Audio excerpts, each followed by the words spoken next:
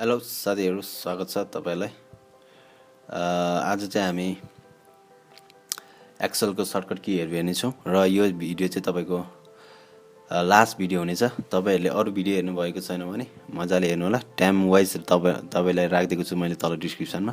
र तपाईले यो फाइललाई एक्सरसाइज फाइललाई डाउनलोड गरेर पनि फलो गर्न सक्नुहुन्छ है त।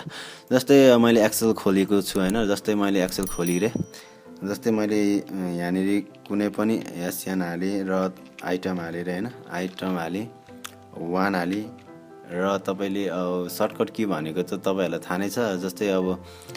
जस्तै कन्ट्रोल सी ले कपी गर्छ र त्यसैगरी कन्ट्रोल भी ले पेस्ट गर्छ हैन। तपाईले गर्दै जानु भयो भने सिक्नु भइहाल्छ। जस्तै मैले 1 हालेर यहाँनिर हैन, 1 हालेर र मैले यसरी ड्र्याग गरे भने यहाँ हेर्नुस् 111 भनिरहेको छ हैन।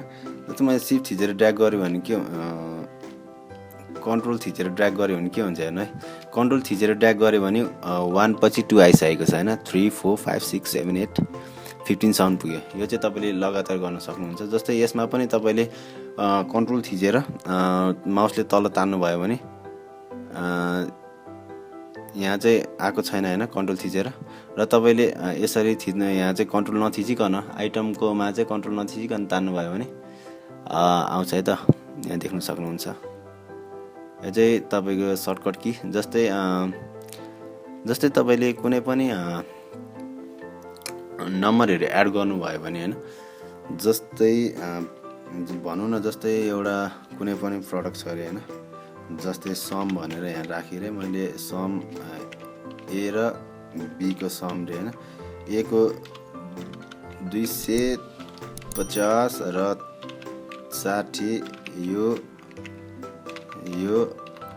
यो गरिरे हैन, यो गरिरे हैन। जस्तै अब मलाई यहाँनिर टोटल चाहियो हैन, TOTL टोटल चाहियो हैन। यहाँनिर चाहिँ मलाई टोटल चाहियो रे। जस्तै यो र यो को अब प्लस यहाँ मैले अगाडि नै भनिसकेँ, प्लस गर्नु पर्यो भने जहिले पनि फर्मुलाको लागि इक्वल्स टु हाल्नु पर्यो हैन। सम र त्यसैगरी यो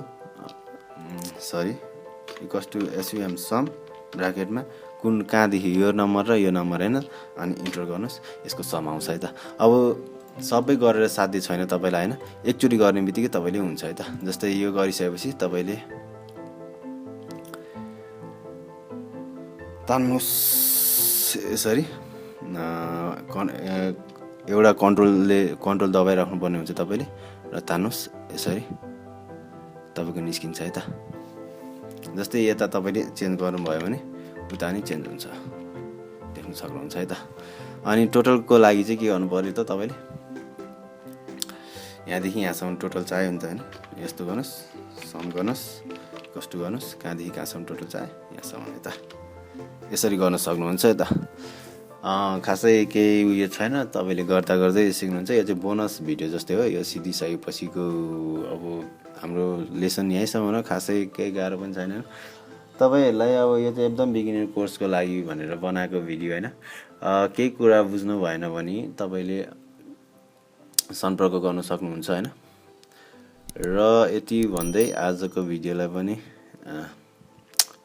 यहीँनिर टुङ्गाइन्छु। धन्यवाद।